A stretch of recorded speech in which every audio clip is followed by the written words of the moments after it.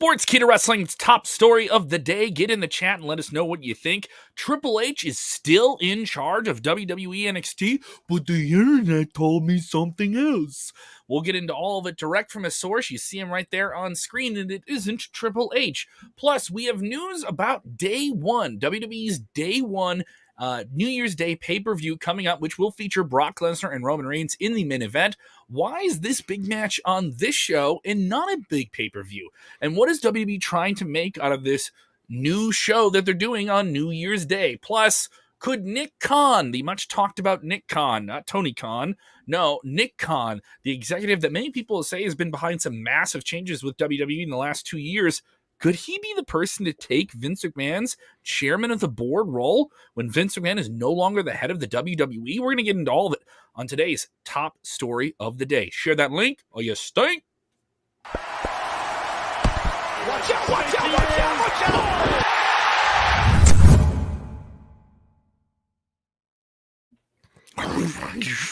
Watch out, watch out, watch out. We have to do new sound here.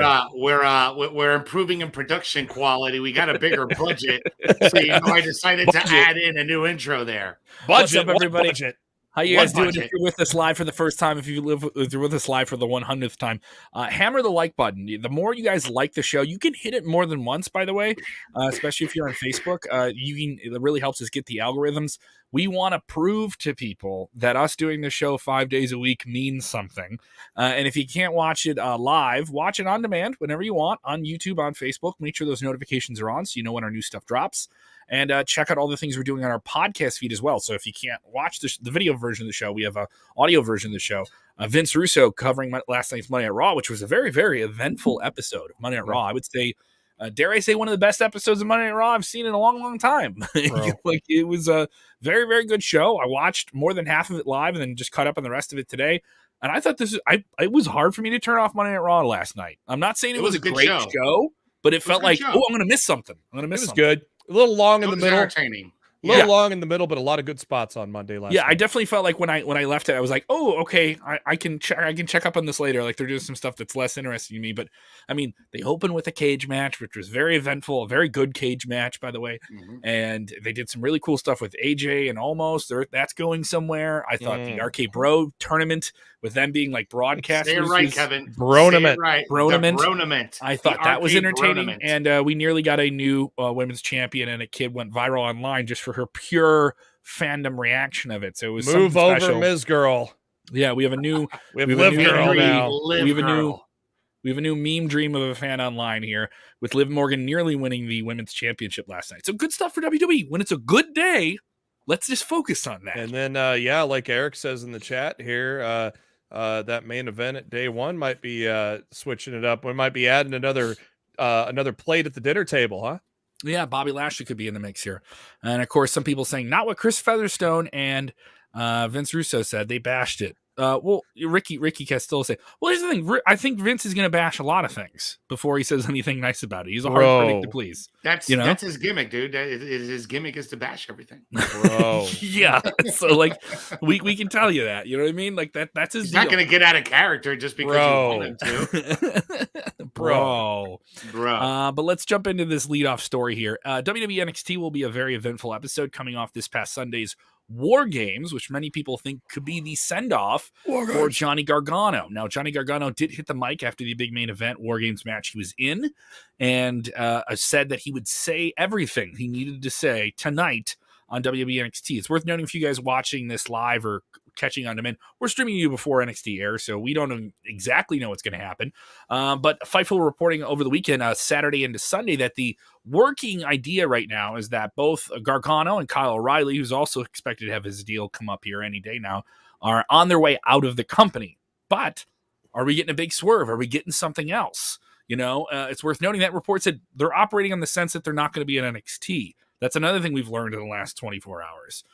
So is there something else in the works here? We'll find out more. And everyone's saying all these different things that happened with NXT recently, with them focusing on new names, becoming more developmental, changing the whole look of the show, that had nothing to do with the man who made NXT the brand that it is for WWE, Triple H. Triple H has been on the shelf with a very serious heart issue for the past few months.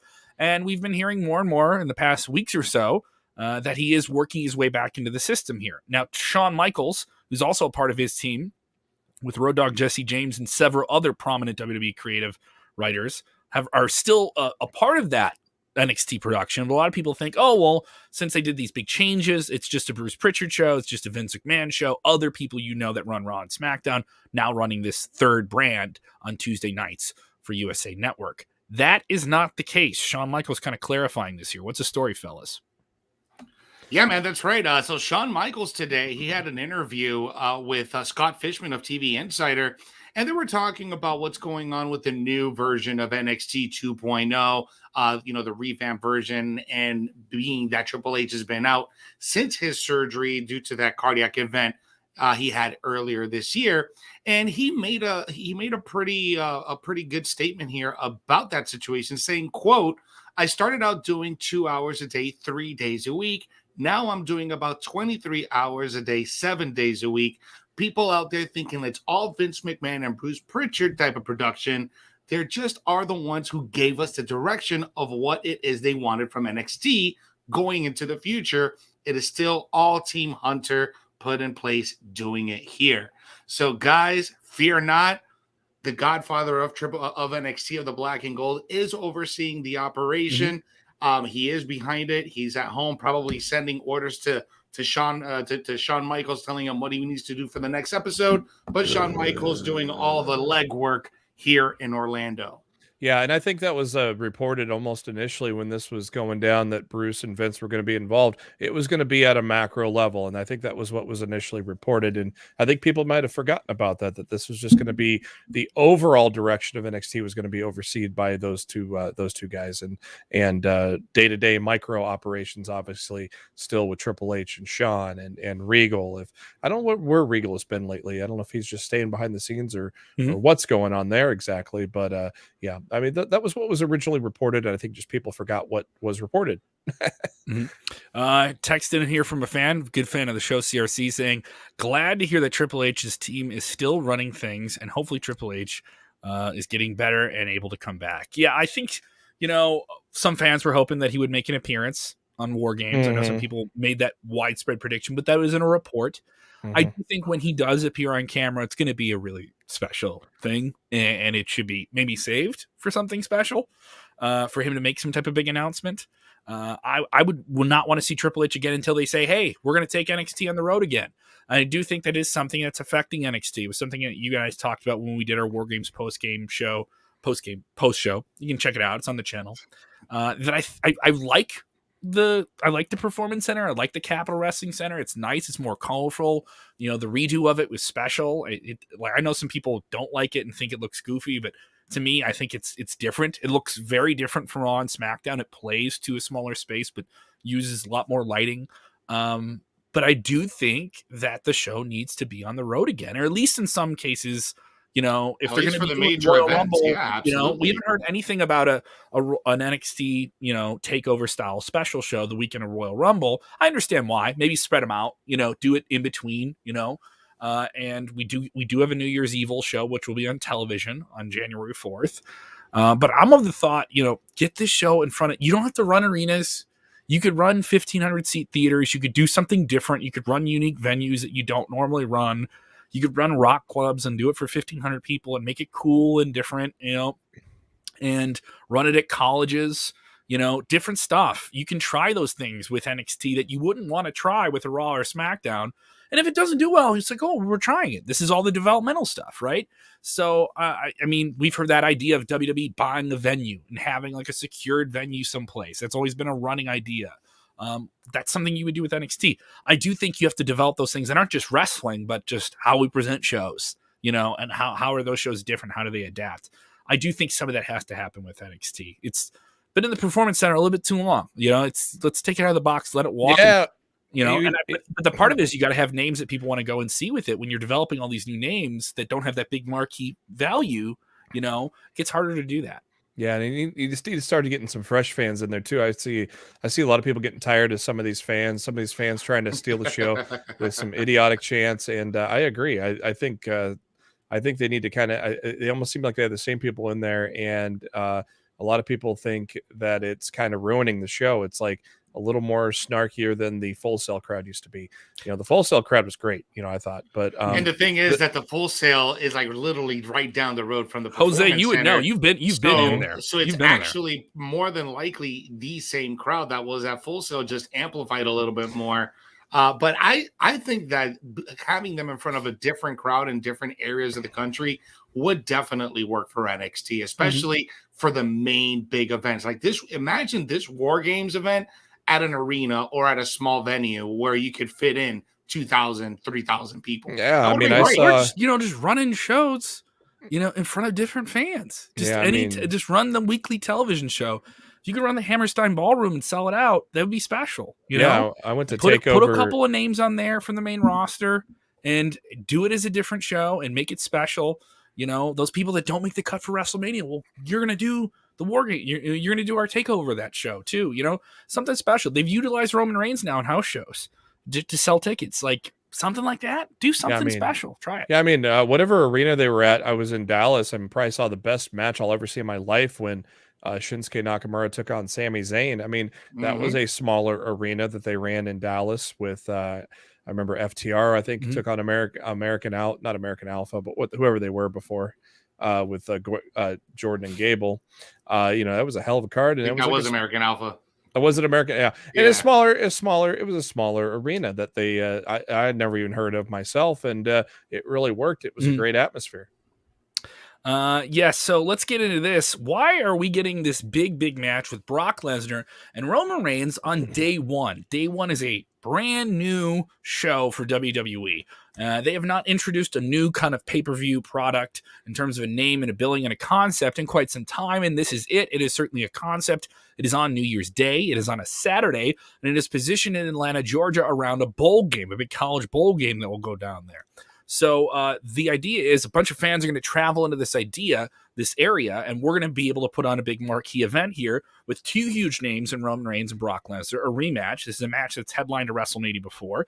It headlined the Crown Jewel event. So why are we going back to this? Why is this not held out for Royal Rumble, an event that's going to be running a couple of weeks later and is going to be in a stadium? So we've learned more about why this is happening from Big Papa himself, Dave Meltzer, the prime wizard of Wrestling Observer. He has spoken Uncle on Dave.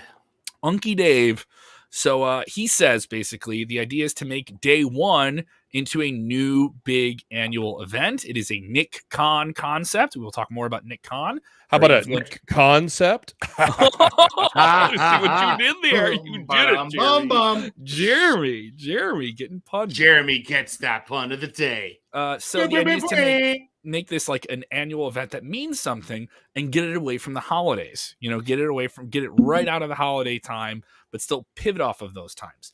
It's worth noting that, there's sometimes these holiday time shows either do really well or really bad. There's no in between. So I think this is a pivot for them. I do think something needs to be bigger than Survivor Series. We talk about those big four shows for WWE. Something needs to feel bigger before the Royal Rumble. Survivor Series didn't have that big consequential feeling to it. Day one already feels like a bigger show than Survivor Series, and it hasn't even happened yet. Yeah, and they're expecting to have day one every year now. Obviously it's a holiday. A lot of people have the day off as well. And plus December is really not been great for pay-per-views. I mean, you've had, it's some of the worst pay-per-views have happened in December. They tried to spruce that up with TLC in December. Didn't quite work at times, but if by doing this now, it's basically saying, hey, this is probably our sixth major now with our big four plus Money in the Bank. Kamar texting and said, I can't believe that I'm going to say this, but Brock will dethrone Roman Reigns at day one and win the Universal Championship. I mean, this is a big match, though they've done it a lot. A lot of people think they're going to do this again at WrestleMania, at least in some form or another. And there is talk of them doing this again past this time. But there's only so many times you can go to the well with Roman Reigns sneaks his way out of a big match. You've done it with him multiple times with multiple people. It's getting long in the tooth, but do you want to save this payoff for WrestleMania? I don't think this belt gets off him until WrestleMania. No, I agree. Yeah, I don't think so. I don't think so at all, man. Just because of the way how how he's been doing with his character, man, just the complete 180. He's been completely dominant for over a year and a half. Roman Reigns is operating at a different level right now, and I think that the officials, the higher ups, really are on the Roman train, and they're just gonna keep that belt on him until WrestleMania. I don't know if Brock is gonna take it off of him, but then if you do take it off of him with Brock, then who's gonna take it off of Brock? Right. They haven't built anybody up to take it off of Roman, and so that means they haven't built any. Yeah, so I don't know. I don't know what's going to happen here. It'll be interesting to see what they do. They really, obviously you got Drew McIntyre who already took it off of Brock, so you don't really want to go down that road again and just repeat history. So they really got to start building people up. Sheamus obviously has been one of their more consistent guys over the past 2 years. Obviously, you got Cesaro, had a little bit of a taste of the main event scene as well. Jeff Hardy is there. Hopefully, if he's still in good health, we don't know. We don't really have an update of what happened there over the weekend. But he is also another guy that it basically gets the biggest pops out of anybody on that roster. So they got to really, focus on building people to be able to be believable. Bobby Lashley will be a great guy to be able to dethrone, but he's on Raw. We thought he was going to get drafted over. Yeah, but the thing is that there has been no response from Brock Lesnar's side. There's been plenty of noise on MVP's side and Bobby Lashley's side, but we don't even hear anything from Brock Lesnar's side on any interest of working with Bobby Lashley. We had that story last year when Riddle was calling out Brock Lesnar all over social media, and Brock Lesnar ended up responding to him and telling him that we are never working together. At least we heard something from that. We haven't heard anything. Brock Lesnar, Bobby Lashley is definitely a marquee match the fans want to see. We need to make that happen in order to make that story believable. Yeah, and plus, Brock wins that Universal title.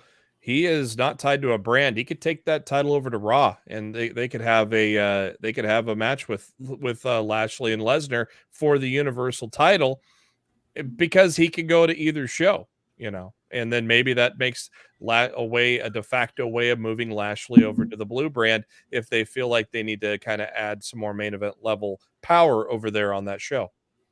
We will get to the super chat here in a minute. We always try to take care of the super chats. You were very good, very good to the channel. Very thankful for that here. We'll get to it here in a minute, but let's close out with this big story. This is a bigger story. We almost could have opened the show with this, but we got a lot of news to cover here today.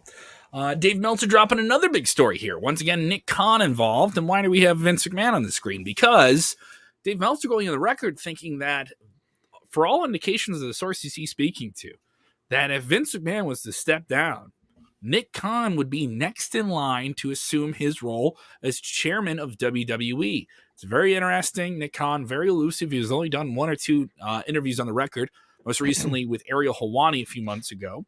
Revealed quite a bit. He certainly made a lot of different changes to WWE's business in terms of how they do even merchandising, how they do events, how they do touring. There's been a lot of adapting by WWE, and obviously a lot of that is an unfortunate part of the releases that WWE has seen themselves do here. But Nick Khan could take over WWE. He comes in with a big background. He has been an agent of many, many noteworthy stars in film, in production roles. He was a huge part of the creative agency, the CAA, which is one of the biggest creative agencies in the country. And also, the reason he's in this position, and I know so many people are angry that are fans, and they just hear his name, and they blame everything bad happening on him, right? It's worth noting, he secured $1 billion deal for WWE with Fox. He was ever since he's become president, and that was before the company's been profiting so much. Yeah, that was before he signed with the company. Before he was even with them, when he was signed as kind of like a third party to help mediate that deal, he brought them in $1 billion deal. So yeah, like I could, it's weird to hear this though, because he obviously he's good on the corporate side of things, but he has never really had a background in wrestling. So it's weird to say that he will take over for Vince when Vince steps down. It's just kind of weird to see that. And again, this is a thing that's speculation from Dave, because this is something that he's, saying out there that it's probably going to be him. It's a board of directors thing. But at the end of the day, doesn't Vince have the last call on it? You'd think so. And there's a lot of people who think Vince is a guy who won't leave the company until he leaves this earth. You know what I mean? Probably. Yeah. So it's worth noting here. It would be a huge thing. I know a lot of people think, oh, WWE's they're getting sold because they were let all this talent go. They were getting gold because they made all these changes. I heard they were getting sold to Disney. WWE's being sold to Disney. And that's all just speculation. It's just weird. You'd figure it would go to someone with a wrestling pedigree when Vince steps down. But I don't think they're just going to sell this company and then everyone who has a wrestling background is going to be out of the picture. I don't think that's the case. That isn't happening anywhere else. Now, do you have the problem that WCW had when they were owned by a major media company that wanted to override and micromanage everything they do? And they put in several times before Eric Bischoff was the head of the company. They put in guys who were the head of Pizza Hut and the guys who were head of like all these different retail companies that didn't have any business being involved in a wrestling company, let alone having an influence on what happens on the screen. It's worth noting we haven't heard about Nick Khan influencing anything on the screen besides changes he does structurally a company that eventually will make their way onto the screen and presentation. But he's not involved in creative as far as we know. Yeah, and I guess when you look at it, I mean, Tony Khan really didn't have that pedigree either, but he was really a student of pro wrestling ahead of that, though, so he did have a lot of knowledge. Nick Khan seemingly knows what he's doing if he's selling $1 billion deal on it. You know what I mean? Yeah. It's just weird to see him replacing Vince as, like, the man making decisions when he doesn't have that wrestling background, but maybe, I don't know. Yeah, I take this story with a grain of salt just because it's Nick Khan, it's hearsay, it's probably I'm of the belief that Vince McMahon will stay with the company until his last dying breath. Yeah, that's probably true. Yes, as he just leaves his mortal coil, he will write down, all right, here's a finisher mania. No, his last dying breath, he was like, come, Stephanie, Shane, come here. Plans change, pal. My life was such good shit. My life rules. Your life sucks. And now I die. Yeah. Give him a Viking funeral. All the pyro, man, for sure. Tim Hardy on Facebook saying here, you don't need a wrestling background to run an entertainment company. Good point. Yeah, it's 100% true. And everyone gets mad about it, and they're just a wrestling purist. Guess what? Mania is still going to be in a football stadium, everybody. Like, they're still going to have millions of people watching them. Like, this isn't going to change tomorrow. Like, there's still going to be WWE with this. Let's get into this. Victor Nash, what are your thoughts on MLW set to debut Lucha Underground Spiritual? This is MLW Azteca. Which will involve the main general manager character that you saw on Lucha Underground. Dario Cueto. Yes, Dario Cueto, who was a soap opera actor. He was Love it. He was in telenovelas. He was tremendous. Lucha Underground was the best because it was literally a telenovela wrestling show. They got the real close-ups on the eyes, looking at each other. Maria, Fernando. So it was great. I loved it. So good. Dario was so good as the El Jefe of that. Yes. It was so good. Unfortunately, they just, I guess, ran out of money or whatever. So they were also the show on El Rey Network was really, really small. Yeah. I don't even think that's a network anymore. Nope. It didn't have the distribution. El Rey, I think, it was the Telemundo thing through NBC Universal. I don't think it's even available anymore. I think El Rey is not a standalone network anymore, but I think they have a channel like on Pluto or something. Yeah, something like that. But that's not, that's not proper distribution. No. That's fine. It's good if you want to be a smaller company, but this was a big budget operation. It was filmed like a TV show in seasons, right? You had a lot of talent that went through there. Rey Mysterio was there for a while. Chavo Guerrero. Ricochet was there as Prince Puma before he went to WWE. People died. Yeah.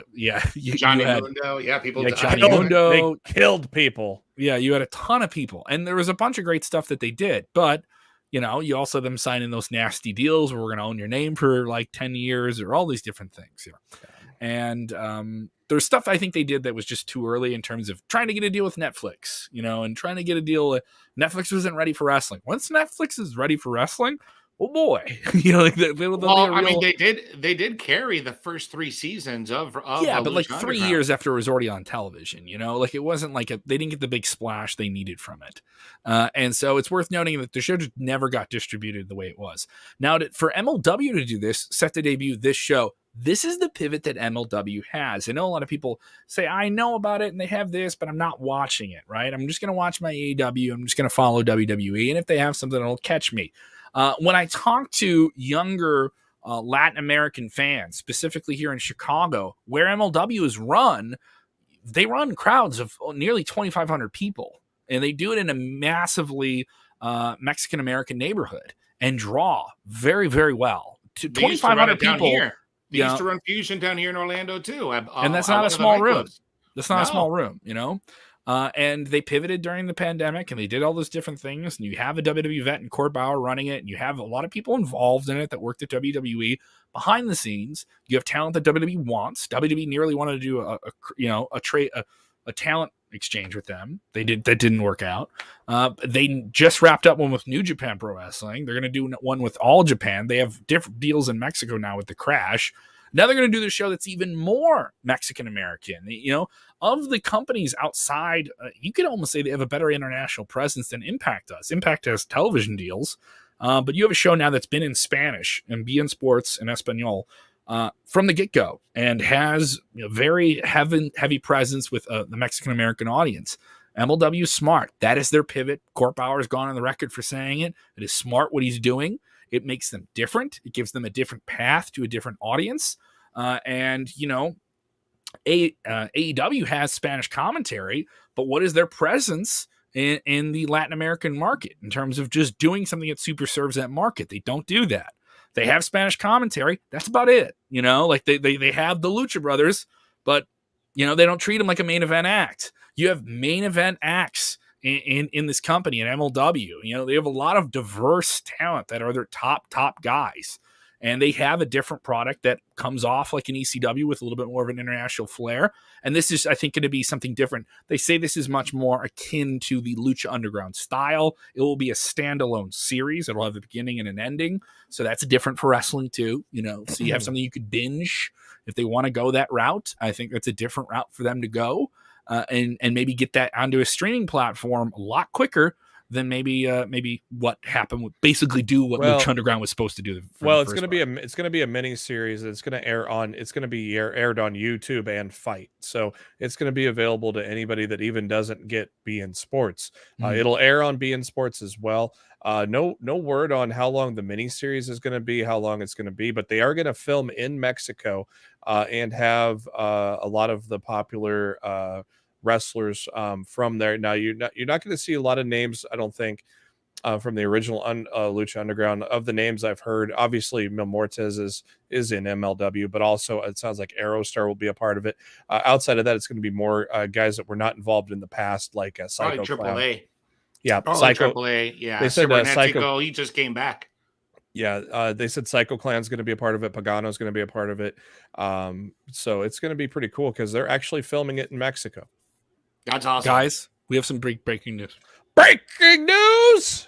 What's the breaking news? WWE has formed a partnership with two different entities which have found their ways into the waistband of maybe all three of us here. Waistband? They are teaming with Grubhub and White Castle restaurants for 3 special meal bundles.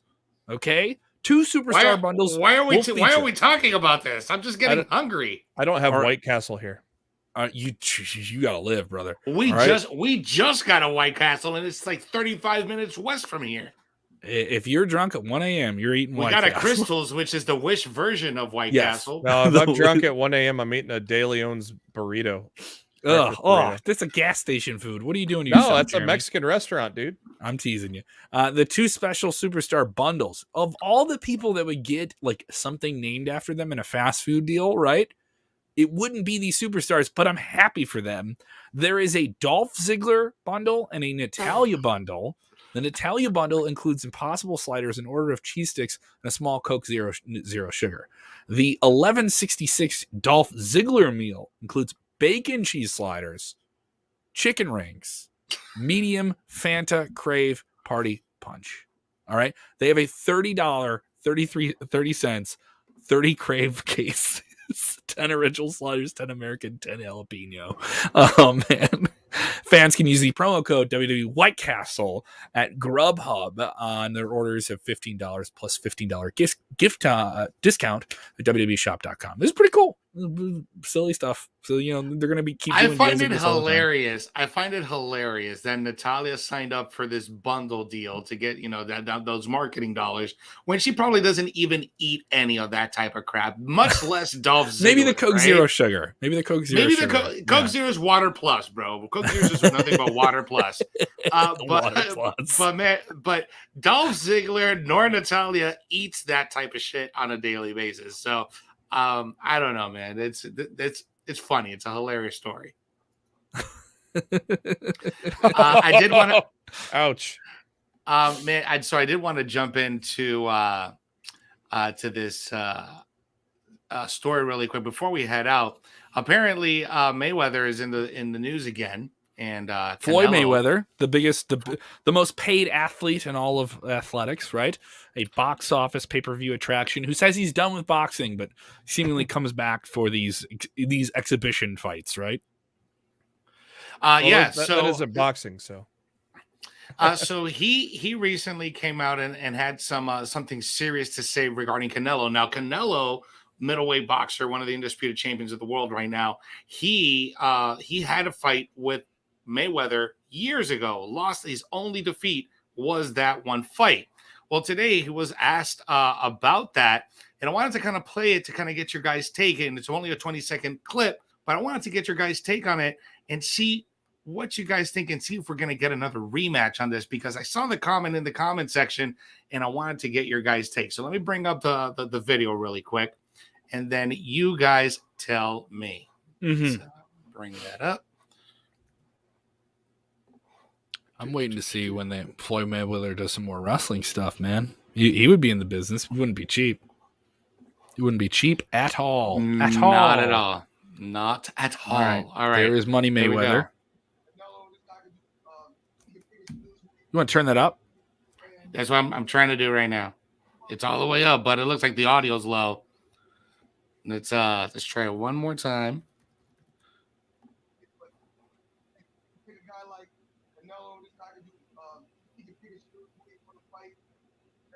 What's he saying here, Jose? So you're saying that he can pick and choose a fight? Hold on. Mm-hmm. Sitting up here, y'all praising this dude. This dude was nothing. I was almost 40 years old when I cooked this dude. So he's basically talking about that he's nothing right now, and that he cooked him and At 40. put him in at 40 years old, that he's nothing. So this is, I mean, the guy is undefeated, has the best record in boxing, and he's out here talking crap about the undisputed middleweight champion of the world after he defeated him. Right now, Canelo's like Roman Reigns. He's operating at a different level. And he's much more of a better fighter than he was when he even fought Mayweather. And at the time, he was one of the best fighters in the world. Oh, absolutely. So, and Mayweather and Canelo went the distance with him, right? He didn't get his ass. No, he went all the way to all 12 rounds, bro. You know, Didn't even so get a knockdown. for me, it's just talk, you know, and for Mayweather, it's how much of this is it worth me rolling another, $40 million price tag on, because he's going to make more money than when he fights in any fight that he's in. If he does another fight, he makes the most money because you're getting his name and he's the draw, right? And people are paying to see if he loses a fight. Now there's some people I talk to in boxing. I know this is a little bit out of there. It's almost like with Roman Reigns, there's no way he leaves WWE. If the talk is that he leaves WWE now for Hollywood, there's no way he leaves because it's wrestling choreographed, right? There's no way he leaves without doing right by the business and putting somebody over on the outside. Boxing, Mayweather doesn't owe that to anyone. He will fight to be the best of all time. Arguably he is, all right? In terms of his sport, he is undefeated in a professional record that is untarnished. He has never lost a single fight. So every fight he gets in, if it's a legitimate contender now, he did this fight with Jake Paul. It was a joke, right? It was a joke of a fight. Logan, his brother. Whatever. One of those guys, right? One of them jackasses. Yeah, one of those guys, right? They should be in WWE before they should be in boxing. But so one of those guys, and then he did, the exhibition fight overseas with a kickboxer, right? And just clown the guy for 4 rounds in an exhibition, right? he's doing these fights where he's clearly going to make money. He's having fun, but there's no threat to him. There's no threat with it. The fight with the Paul brother was not a legitimate fight. It was an exhibition.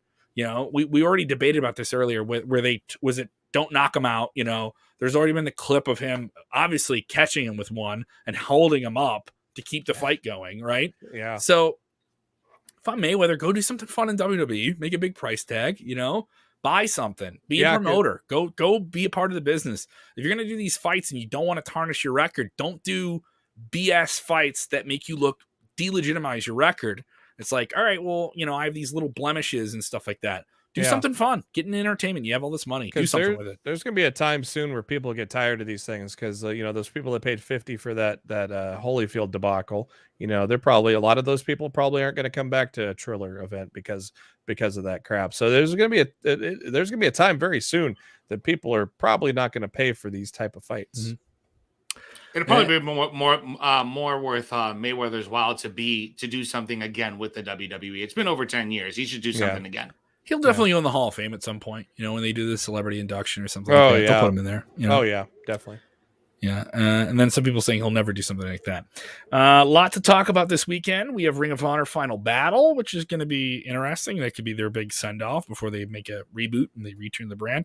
Lot to follow, and we'll have it all at sportskeeda.com. If you haven't done it, download the app already every Monday night on our YouTube, on our Facebook, and our podcast feed. Vince Russo with us after Monday Night Raw. He had a lot to say about this week's Monday Night Raw.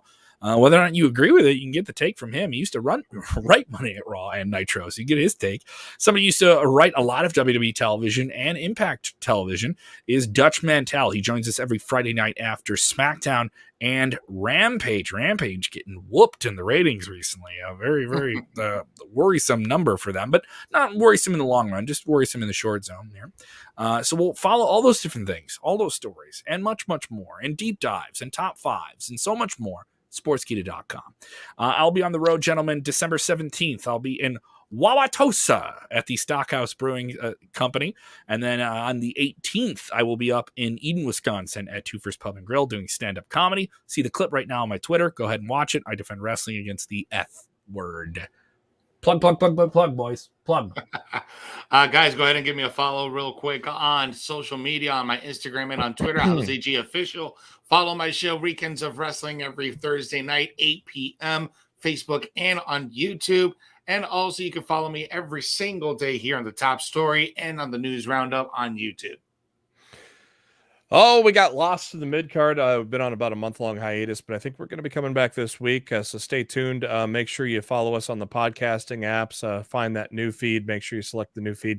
We'd really like to get more people on the YouTube channel as well, because we do a video version of the podcast, and we might be doing some more live shows or some more fun stuff here on the video version. So make sure you head over to YouTube and search for Lost in the Mid-card.